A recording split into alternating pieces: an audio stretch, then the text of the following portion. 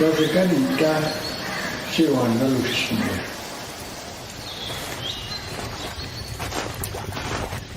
And this is out on the travelers, so yeah, the travelers, so Brist you beginning dress like 7, 8 dayo, to sa kalatyo. Chinya nalazeo beginning dress, so he would study down there.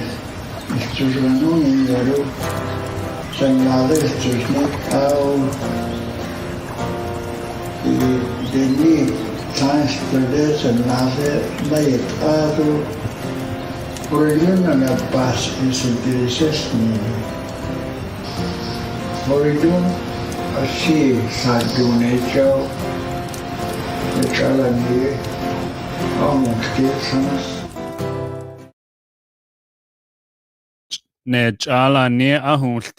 Good evening, Salotine Adlarot. Kudun Zineke. We're live here once again. Hey, Benin, as Unshirna has Shahal Dun Zineke. Hello, Kayla. Live Dene Yati podcast or Ultala. See Willis Javier, who should in Telas Tuazi. Clearwater River Dene Nation band member at the SQ. When I come to you live, they see Treaty 4 territory. Home of the Cree, Metis, Sioux, Assiniboine, Dakota. All beautiful indigenous people. Today, we're going to be talking about the Metis. And we got Clem Chartier, the campaign, and others. Gabi is the election day. And question, you always got to encourage the questions. Then people got to ask away if you got concern. Don't go after everybody's elected. Answer them now. Get them answered and then make your decision on who you feel is right for the position. So with that, I'm going to bring him in. Say hi. What's up, everybody? And I hope you had a good day. We're going to be chatting here live with Clem Chartier. Clem, how you doing? Oh, Willis, I'm doing pretty good. It's been a long trail, but I'm feeling remarkably well and quite looking forward to the results tomorrow. Cool. Nezu. It's been a beautiful day. It looks like the sun's shining where you're at. Maybe tell the people how your campaign has gone so far. It's been, about a month or two in? Yes, well, of course, officially we've had a month of campaigning, but in order to prepare, of course, we started about a year and a half ago, myself and a number of other, Métis individualists that call ourselves the Métis Nationalist movement, because we want to protect the integrity of the Métis Nation in terms of our citizenship, our identity, and our homeland. So again, we started in June of 2020, and we've been at it since then, using different media to reach our people, such as a monthly newsletter, the Métis Nationalist Voice, a website, and also a Facebook page. And so we've been trying to get the message out in terms of the significance of this upcoming election in terms of the future of the Métis people, particularly with respect to identity and homeland. And we feel that, it was important to get information out. We didn't actually start campaigning as such until, about a month and a half ago, where we started, putting ourselves out there as candidates to bring forward and carry on this mission or vision that we were putting forward over the past, basically, year and a half, almost 2 years. And so that period was important, but since, of course, the writ was dropped in April, we've been going at it on a daily basis, and we've covered a lot of this province, traveled from, every from the north to the south and back and forth again, and we've reached a lot of people, but not enough because of COVID and the requirement for social distancing.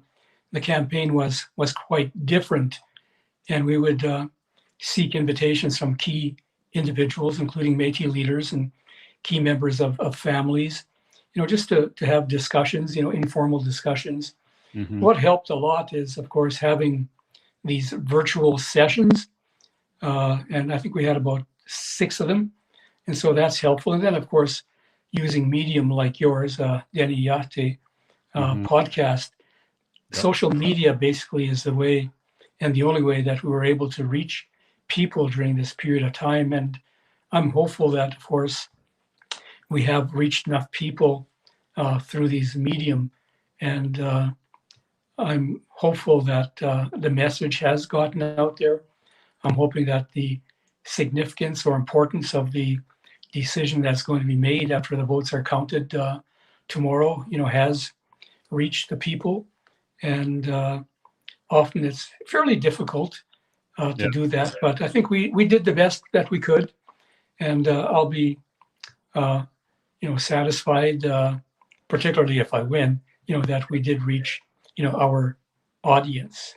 Mm-hmm. So essentially, that's really about it. That's all we could do. But again, all the candidates did the best that we could with the limited flexibility that we had in meeting our people. Yeah.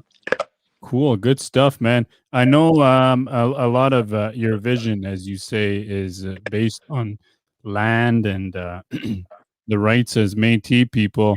What have you heard from the people on your campaign trail, that they want done, the Métis people? Well, of course, there are different things in different parts of the province, and Mm-hmm. people are facing different issues.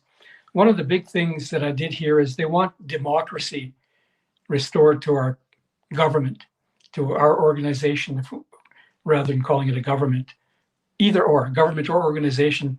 Too many people have been not allowed to speak, their opinions. They get shut down at meetings or get yelled at and get, bullied. Yeah. And also some of our locals throughout the province have been basically kicked out by the regional directors for one reason or another.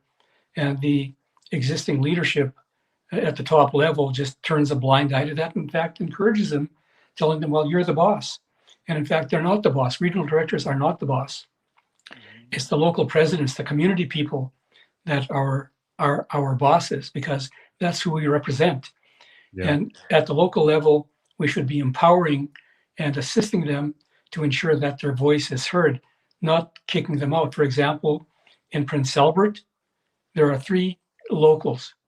All 3 of them have been kicked out for the last 2 years, not allowed to participate. They weren't allowed to participate in the giving out of the COVID dollars, which basically, and unfortunately, COVID assistance in some measure has been weaponized to consolidate the position of, certain people. And one, of course, is Prince Albert, where the regional director has gone so far as to put in campaign literature in the baskets that they hand out, which is totally wrong.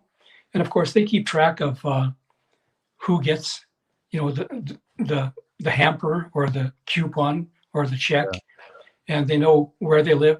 They know their phone numbers, they know their email addresses, which is a big disadvantage to those that don't. And so a lot of that, has taken place. So in a sense, in some cases, it's a bit weighted to those incumbents that have access to information that the rest of us don't. And so that's been a major complaint of not having a fair and democratic process within which to engage, both in terms of our everyday governance, but also during this election. And there are a lot of upset people. There are hundreds of people that now find themselves not being able to vote, which is very unfortunate. And that could have meant the election could have gone one way or the other. Which way, I don't know, but it will have an impact on the outcome of the election if there's only several hundred or less differences in the votes. Mm-hmm. So that's a big thing that I've heard. Others are saying that they want to see more engagement of their leadership, at the community level. They need to get out more. They need to address issues that are of importance, to our community people. And you hear again, when I talk about land rights in the Northwest Land Claim, I get on social media saying, what about us in the South? So there's always that feeling that we're being left out, and we need to get beyond that to show that no one is being left out. Everyone has to have a place, in any governance initiatives going forward. And to address that, I've stated that I want to set up a land commission, which would travel the whole of the province and deal with what I believe is our unextinguished Aboriginal title to the lands in Saskatchewan, within the province of Saskatchewan, where we have coexisting rights with, the other Indigenous peoples, the Cree, Dene, and others, the Sioux, that live within the province. We have coexisting rights, coexisting. Our rights are no stronger than anybody else's, and vice versa. We have coexisting rights, and for the treaty people, of course, or First Nations, they dealt with their rights through treaty. And as you acknowledge, you're on Treaty 4 territory. So they have, reserved lands. They have a medicine chest. They have a schoolhouse. They have, plows and cows. And so they've addressed their issues. With the Métis, they dealt with us as individuals, not as a collective. And they issued scrip, which was entitlement to land. But in the end, we never ended up with land. And we ended up with nothing. And we're saying that it was such a rotten deal. The honor of the Crown was breached, and we still are owed, the recognition and dealing with our Aboriginal title to the lands and resources throughout Saskatchewan. So I plan on setting up this commission that will travel the province and find out in every corner of the province what they want to see in terms of a land claim settlement or a settlement of their Aboriginal rights and title, without having to necessarily extinguish it. But what do they want? In the cities, I would think that urban councils would be what they're looking at, and the monies from the settlement would assist in running their urban councils. They negotiate a self-government agreement, tripartite, with the province, provincial government, the federal government, and themselves, and they would take over delivery of programs and services in their urban, like in Moose Jaw, for example. They would run, their government for the people there and surrounding areas.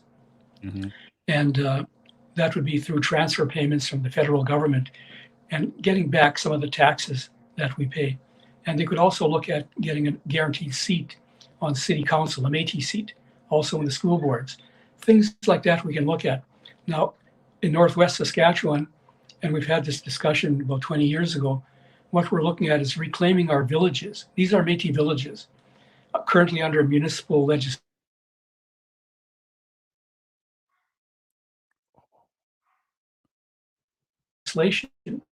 But there's no.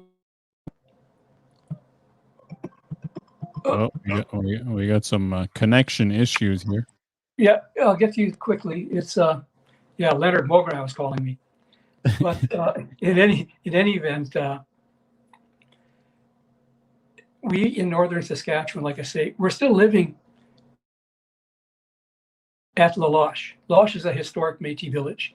Île La Crosse is a historic Métis village. Green Lake is a historic Métis village. And the other villages in and around are people moving out of these three main villages to create new ones. But we're still the same people. So of all the Métis in this country, well, in Western Canada, we are in a good position because this quarter of the province, we're still living on our traditional villages, So what we're seeking in terms of a land settlement is turning over the villages to Métis ownership in terms of the lands, including, of course, the municipal boundaries and a larger area. Some are saying, well, they want the whole fur block. But these are things we can look at, and it should be under Métis law. And everyone would be allowed to live, well, not allowed, but would be encouraged to continue living in our villages. They wouldn't be excluding anybody. People could run in our elections, could vote in our elections, own property, but they would be, again, living under Métis law. And I think that would be much preferable than living under municipal legislation, municipal government, because again, this is our territory, and we can deal with things like the commercial fishery and ensure that we don't lose the commercial fishery to to the province and sports fishing, because they believe that generates more income for them, and maybe it does, but it destroys our culture and our way of life. Our people live on the land. Our commercial fishermen rely on that fishery, and by law, we actually have a priority, for the commercial fishery over sports fishing. Yeah. So we'd look at things like that. We'd look at, of course, major industries coming into our territories, and under the duty to consult and accommodate, we would look at accommodations that don't just give us jobs. In the past, like in the 70s and 80s, would be more like pick and shovel jobs, as we called them. Yeah. We've progressed a long ways since then. We have a lot of people that are contractors that have skills, both university and trades training. There's no reason why we can't be in senior management positions, in these mines that are coming up, or, other resource industries. There's no reason why, because it is our resources, we own them. Yeah. There's no reason why we can't be part owners, have not only equity, but ownership in these. So there's got to be a mechanism, a way to work it out. It can't be just, the provincial and federal governments getting royalties. Royalties must come to our governments as well. So we're looking at that, and there's opportunity right now with the Trudeau government, the Liberal government, and this reconciliation process. It's a big thing, but we've told the Prime Minister and premiers and ministers that until the Métis are dealt with in a meaningful way in terms of our Section 35 rights, and for example, the Isle Cross boarding school or the Primrose Lake Air Weapons Range, there can be no real reconciliation. They have to come and meet us part ways, or a good ways towards us, so that we can in fact, say, yes, we are part of Canada, and we are our own self-governing communities. And so those kinds of things we need to look at. And so but I would try to do it within a bigger umbrella, province-wide, but there's no reason why Northwest Saskatchewan, within the bigger picture of land rights, can't be enabled to do what it needs to do. Because again, one size doesn't fit all. We have to be flexible, and we have to be accommodating to the circumstances that we find ourselves in different parts of the province, rural, urban, and of course, northern. Yeah. Cool. Good stuff. Yeah. And that leads me, I'm just curious now about all this stuff. You talk about having under Saskatchewan as a whole under one umbrella, and you have 3 people that are kicked out of, being a part of the Métis Nation. And there's how many hundreds of people that are not represented at a higher level because of certain maybe tyrants or whatever you want to call them. How do you fix that and then move forward to this vision you carry with you? Well, it's actually very simple. We have a constitution that we adopted in 1993. Over 900 Métis gathered in Saskatoon, and based on our inherent right of self-government under Section 35 of Canada's Constitution, we adopted our own, and that's the basis of our self-government. And that Constitution provides that the locals are the basic units of our government, and then of course you have the regional level, then you have the provincial level, and of course the provincial fits into the national level in Western Canada, but we're talking in terms of Saskatchewan. And there's a process. It states that the regional council, which is made up of the provincial or the regional presidents in each region, there's 12 regions, give direction to their regional director, who then takes it to the provincial Métis Council and expresses what it is that they want. Right now, it's flipped on its head. Now the current president tells the regional directors, no, you guys are the bosses. You can do what you want. And in one region, 8 of the 10 local presidents or regions were not recognized for about a year and a half. And in Prince Albert, like I was saying, all three locals in Prince Albert who represent thousands of Métis, have not been engaged for the past 2 years. They've been totally marginalized. So I would basically go with our Constitution, live up to the spirit of the Constitution, live up to the letter of the law in the Constitution, and there is a space for everybody. We just got to enable that to take place and not act in a dictatorial fashion and say, oh no, you guys, you tell them what to do, you decide what to do. You have total power. It's absolutely wrong. And we need to honor and respect our Constitution and honor and respect every individual Métis person in this province and every local in this province. Yeah. Honor our people. We're all one for sure. And there is a lack of Métis youth leadership representation in both South and the North. Why do you suppose that is? And if you were elected as president of the Métis, how do you engage and empower to the younger Métis generations in our province? That's a very good question. We used to have strong Métis movements back in the 70s and into the 80s, possibly into the 90s, but it seems to have slacked somewhat. Yeah. And perhaps what I think one of the biggest problems was between like 2005 to, well, basically now, there's been a lack of real leadership. And there's been so much political infighting that our people have become discouraged and our youth have become discouraged by what they see. There's nothing there that's really, giving them that boost to get involved. Why don't you get involved in this unending bickering that's going on? And so we need to find ways to get them re-engaged again. And I believe there are ways. We just need to empower the youth. Yeah. Right now, there is no, I guess, mechanism for them. I mean, they are part of our governance. We have one youth sitting on our provincial Métis Council, and that generally is the youth that's elected or appointed as their president. But we haven't had an election for a youth president for 5-6 years. And also there's 4 seats in the General Assembly or the Métis Nation Legislative Assembly, and unlimited seats in the General Assembly if they want to go to our annual assembly. But there is no dedicated funding for youth, and we need to do that. There needs to be a special allocation from the governance funding that we're getting. And we also need to go beyond just the youth itself. We need to get into the universities, to post-secondary students. We need to organize post-secondary university students because, again, they're in institutions, getting an education, but sometimes they don't get the education that they need in terms of, Métis culture and heritage and the struggles we've gone through, the progress we've made.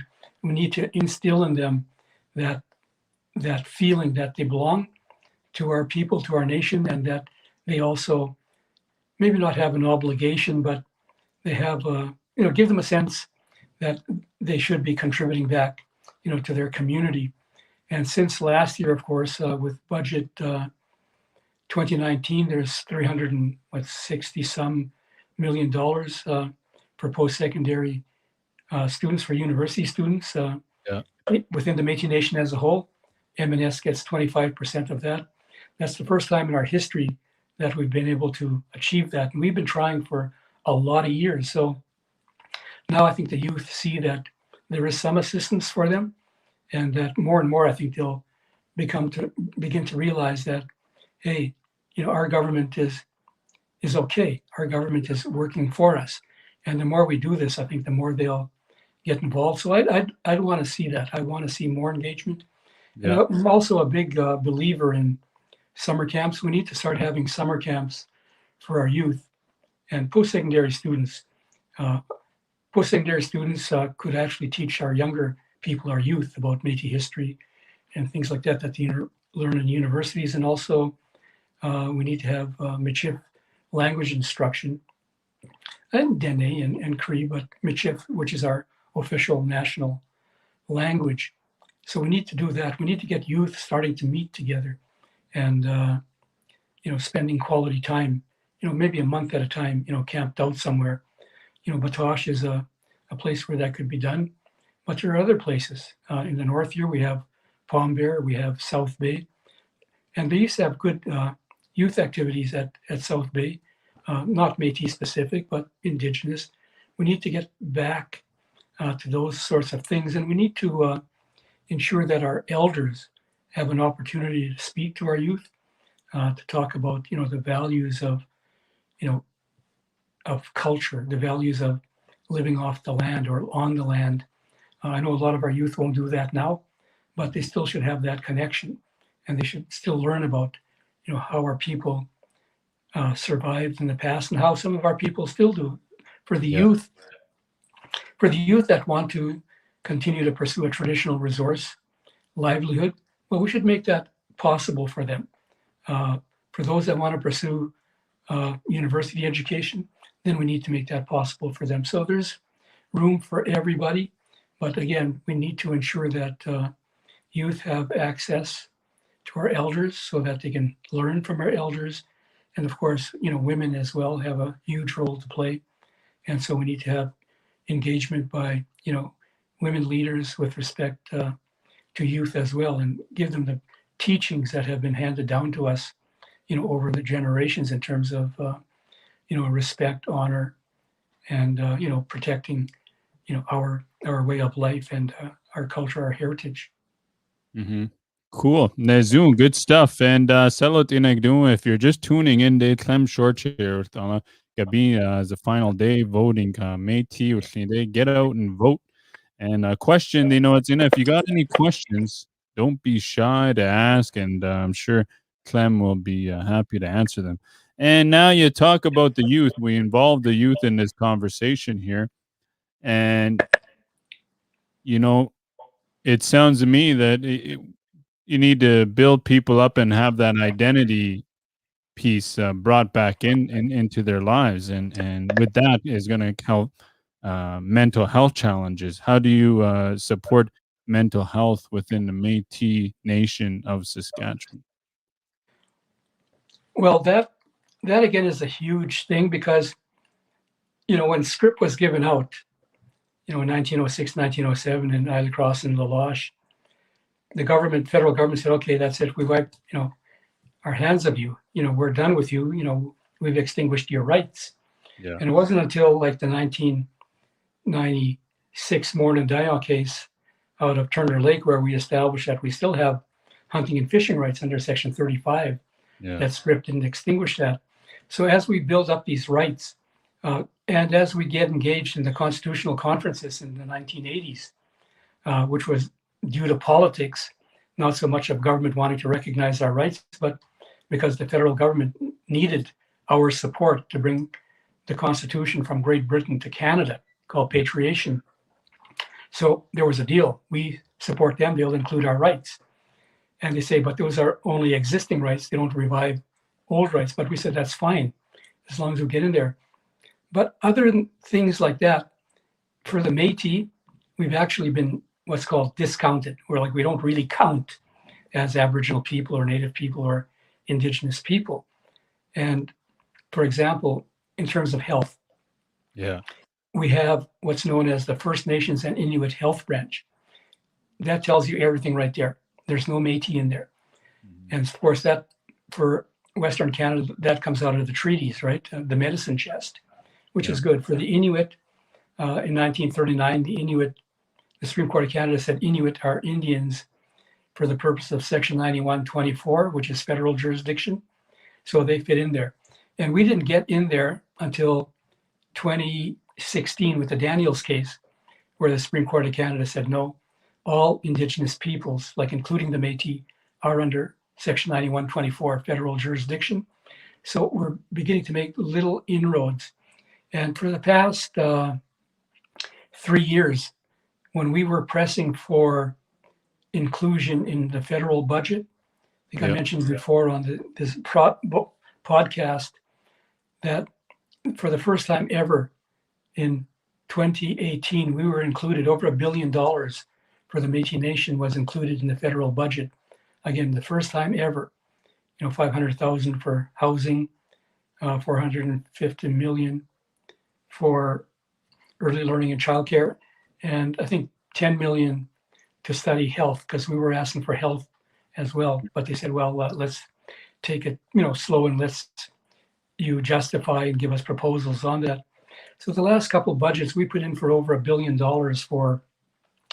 for health services, but we haven't been successful yet.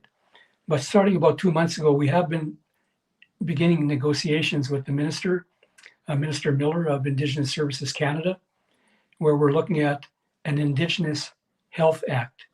So it's the Métis National Council, the Assembly of First Nations, and the Inuit Tapia Kanatami are co-developing federal legislation on health, the same way we did 2 years ago with Indigenous Child and Family Services and Indigenous languages, which came into law 2 years ago. So with this, once this passes, the federal government will have to start providing budgets to our governments to deliver health services to our peoples. It won't be through FNIB or the First Nations Inuit Health Branch. It'll be direct transfer payments to our governments, and we'll deliver that service directly to our people. In this last budget, which I haven't gone through totally yet, it just came down, about a month ago. Because of COVID, there is a big push at post-COVID recovery in the economy and in the life of all citizens in Canada, including Indigenous peoples. There has been an injection of monies for mental health and Indigenous people. So there, at least, we're going to be dealing specifically with mental health. Monies are allocated for that in this budget. So programs and services which are badly needed will begin rolling out in a few months.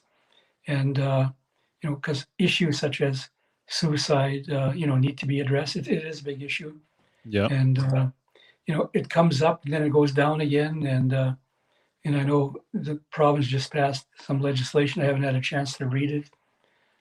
But, it's there, and we need to ensure that. And I see a lot of posts, and I think they're serious posts where people are saying, "Oh, I can't take it anymore. It's just too stressful," and it has underlying tones of perhaps self-harm. Yeah. And we need to address that. Yeah. And it's something that is. It's widespread. It's throughout the province, but it's more pronounced in the north because we're also more visible in the north. The Métis and First Nations populations were totally visible because we live in our Métis villages and the Indian reserves. So it's right there. We need to deal with those issues. Yeah. We need to help our youth and encourage them. I like that. That's good stuff, And how are you feeling about, everything, tomorrow? What is going on in your mind? Tomorrow is the final day, and well, what do you it's one wonders. I mean, it's kind of like psychological as well. When you travel around, you see signs and say, "Oh my gosh, this guy's getting support over here," or "She's getting support over here." Oh my, it's campaign, and that's what you do. That's what you do. So sometimes you start second guessing yourself when people say, "Yeah, we're going to get out there and support you." Then you kind of wonder later, is that going to happen or is that going to happen? But that's the nature of politics. And overall, I'm starting to because it's winding down. My enthusiasm, as it were, for the campaign itself is starting to die down because when you're completing something, you start having this feeling of now just waiting for the result, and that's kind of where the stage is at right now. There's nothing more we can do as candidates.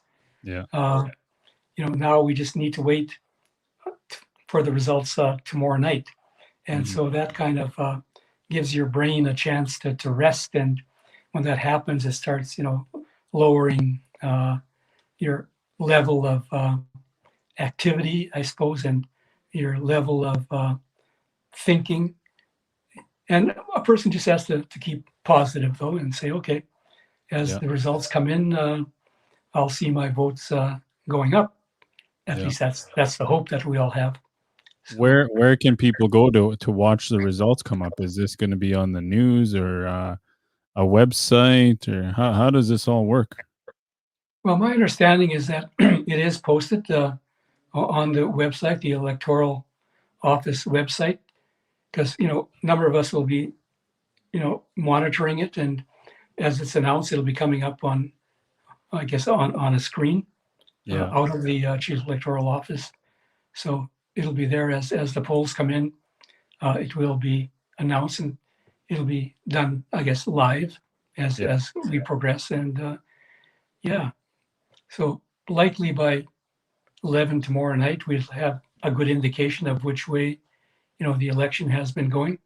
But I Mhm. feel fairly good. I've been throughout the whole of the province, and I have indications of good support in all the major cities Mhm. and major regions. So one just needs to wait and see. And of course, this whole letter system, this whole card system, is kind of puts a bit of a what you call a crimp or a little bend into things. Yeah. Uh, just yesterday, finally, they're releasing 158 letters to Laloche, which somewhere somebody was sitting on, and there's supposed to be another 103 letters that were supposed to come to Buffalo Narrows, but from what I understand, they haven't come yet. So somebody somewhere is trying to manipulate the system, which is too bad, really. I mean, Mhm. it's not as open and transparent an election, as it should be. Yeah. But it is what it is, and we just have to live with it and hope for the best, and hope that all these people that are waiting for letters uh, by tomorrow get them. Yeah. Yeah, for sure. And I've seen a lot of that stuff over Facebook, and what do you say to people that should get registered, as soon as they can? What do you say to them? Well, I I firmly believe that our citizens should get registered. Now, I've also been around for a while, and I know in the 70s we also had, okay, sign up. This is going to be the last time. Then again in the 80s, and again in the 90s, and there's some people have like 6 or 7 cards, and some people are finally saying, well, why do I have to register? I keep registering, and Mm. they keep saying it's the last time. But I do believe this is the last time. I mean, it started all over again in 2017, but I can't Okay. see it starting over again. And I would hope that our people do get registered. In the past, they didn't have to because you still got the service and you Mhm. still got the vote. Yeah. So the card wasn't essential other than for identity to show people and say, look, I have a card, I'm signed up. Yeah. But it doesn't make you Métis. It just shows that you're registered with your government. Hmm. Now the way it's going, before you get a service or before you can vote, you need to be registered. And it happened too quick. It should have been a phased-in period. Yeah. And I would encourage people to, in fact, sign up, because the more people we have registered, the better. It's good for our numbers, and it's good to show government or others that our people are interested and our people do support our Yeah. government. And so it's good. Like in Alberta and Manitoba, for example, they have close to 50,000 registered citizens, which Hmm. is good. And in Alberta, you have to have a card to vote. In Manitoba, you don't have to have a card to vote. You don't need to be on the voters list to vote or to get a service. All Métis in Manitoba are eligible to be served by their government. And if they're not on the voters list, they have an opportunity to sign up to be on the voters list. So that's basically a true democracy, a true government in action. And I would want to see us go the same way in Saskatchewan. But I would encourage as many people as possible. I would encourage everybody to register and register your children, because we need to have a good count of who our citizens are, in Saskatchewan. Yeah. Good stuff. Yeah, my daughter is going to be registered one day for sure, Métis, and you mentioned, just want to say one last thing about, there has been some racism towards Indigenous athletes here lately. You comment about the government that, or the leaders that are in now, and the transparency, how they're trying to manipulate. We hear this stuff amongst non-Indigenous people towards us. We need to go on our side and help fix that, so our children don't hear that anymore. Yes. I've seen racism, I think, at its worst, when I was a student in DePauw. Mhm. Like I went to the boarding school at Isle Cross for 10 years, and because they didn't have grade 10, they shipped us to DePauw. So I went there for a year and a half, and that was a very racist town at the time. And it was a shock for me because, coming out of the north, you don't really know what racism is because Yeah. we're the population. I realized later there was some racism, but not overt, like not in your face, because like the teachers used to be white, the people that ran the town were white, the priests were white, the conservation officers, but it wasn't noticeable, Yeah. But it's now we run our own affairs, which is good. But I saw that. Then I went to high school or grade 12 and 3 years of university south of Regina. And we'd go to Regina on the weekends, and it was really bad there in terms of racism. Like it's still some of it's there, but in those days it was right in your face. Yeah. And a lot has changed. But with First Nations and Métis, because of the tremendous strides that we've made in terms of education, like attending universities, having First Nations University of Canada in Regina, having that visibility on campuses, more and more, the white population is being more accepting of Indigenous peoples, or at least hiding it better if they're not, but they're not in your face so much. And also these industries or businesses growing up in urban centers like urban reserves, that's helped a lot. And for us, the Métis, once we resolve our land issues and have our settlements and become involved in the lifeblood of the cities that we live in as distinct people, more and more of that will go away, and more of our children, our youth, will become more comfortable in being part of that. So it's a process, and the Métis were a bit behind, but we're making significant strides, and I can see us going a long way. And of course, we've had a lot of great athletes that have been involved, in hockey and other disciplines, and so more and more, that is coming out.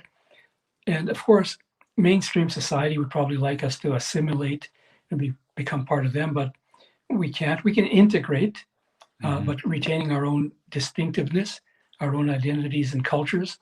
And same as for the Métis people, we're saying we're a distinct people with a language, a flag, dances, music, food.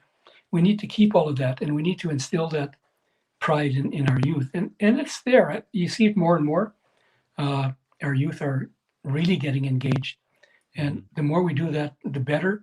And the more we do that, the more accepting the white population is. And so the space is there. We just need to continue, pushing it a bit more. And, with the Métis, again, a lot of people view us as non-rights bearing people because we've been put down for over 100 years, but we're really growing quite rapidly in terms of recognition and having our own space, within this Western society. Good stuff. Good stuff. And, you've got still a long journey ahead of you. I hope, you stay out of your head tonight and you have a good rest. Is there anything you'd like to add for the people, the Métis people of Saskatchewan, encourage them to get out and vote, or your final campaign? Yes, thank you. Well, like I'm running with the Métis Nationalists, and we believe in the historic Métis Nation of Western Canada. And the flag behind me actually is the seal of the Métis Nation, or the president of the Métis Nation, which I currently am. And I've been pushing for the rights of the Métis Nation in Western Canada for a lot of years. And currently we're in a balance. If the incumbent is reelected tomorrow, then you're going to see the Métis National Council probably disappear, because there's hundreds of thousands of people in Eastern Canada, Métis Nation of Ontario particularly, 80% of whom are not part of the historic Métis Nation, who are being supported to be kept in the Métis National Council by the presidents of the Métis Nation of Alberta and the Métis Nation Saskatchewan. And if that happens, that's really just going to start undermining the historic Métis Nation itself. And of course, if I'm elected, we're going to ensure that the Métis National Council represents only the historic Métis Nation, of Western Canada. Our nation extends into northwestern Ontario, but that's as far east as it goes. So we got to retain our identity. Without our identity, without our homeland, without the things that make us Métis, we're nothing. We're nobody. We're not just mixed blood people. We were at one time, generations ago, but we're not that anymore. We're a distinct people with Section 35 inherent rights and the right of self-determination under international law. So tomorrow when people are voting, they're not only voting to see who represents or leads the Métis Nation government in Saskatchewan, they're also voting on the future of the Métis National Council and the Métis Nation itself. And I would hope they would give strong consideration to that. And if they want to retain the Métis Nation as a distinct people, if they want to retain the Métis National Council as the political vehicle that represents the historic Métis Nation, the Métis National Council, which over these three federal budget has negotiated over $3 billion, which are going to our people, 25% of it in Saskatchewan. If they want to see all of that momentum, then I would be the candidate to select to make sure that happens. So tomorrow I would encourage all people that believe in the future of the Métis Nation, that want to protect the future for their children, to get out and vote, and to vote for me. Thank you. Hey, good stuff. Masi Cho, Clem Chartier, for using my platform to, you just open the door for many other people to do this stuff. So cool. I wish you all the best, Clem, and say thank you once again for doing this. It's been good listening and learning about the Métis people, and there's so many things over the past 100 years that you guys have dealt with, but there's many good things to follow, I'm sure. So Masicho. Marce Cho, Willis, merci, thank you. Well, I will chat with you in a bit. Hey, salot in a kuyit ay gani berult ade. Clem Chartier, Métis Nation of Saskatchewan president candidate. So, many Gani, he made something. He made a good thing. He said, I'm traveling everywhere and I see this got support, and you start to wonder. So I'm sure people are gonna wonder. I'm not Métis. I'm not just supporting one. If anybody wanted to come at me, and I would do this for them, I just want to point that out too, because this is a platform. It's just like radio. Everybody's on social media. Easily gets shared. Thousands of views. Easily. Over and over. So yeah. If you want to do any of that stuff, I am the host of Dene Yati podcast, and I want to say thank you. Masi Cho Salatine Salien Saladra. Maybe we'll go live again tonight. And who knows, eh? It's the weekend. It's beautiful. You're all beautiful people. Tomorrow, Métis people of Saskatchewan, get out and vote. See Willis Janvier, who's in Telas Tuazi, Clearwater River Dene Nation band member. And I come to you live in the Treaty 4 territory, home of the Cree, Métis, Sioux, Assiniboine, all beautiful Indigenous people. Have a good night.